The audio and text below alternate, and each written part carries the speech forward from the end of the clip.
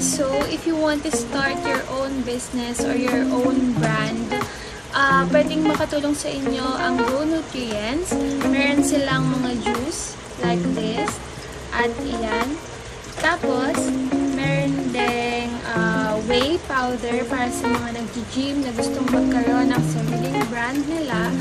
And sa mga mahilig sa coffee na gusto rin magkaroon ng brand ng coffee or sariling brand ng coffee, makaka-help sa inyo ang Go Nutrients.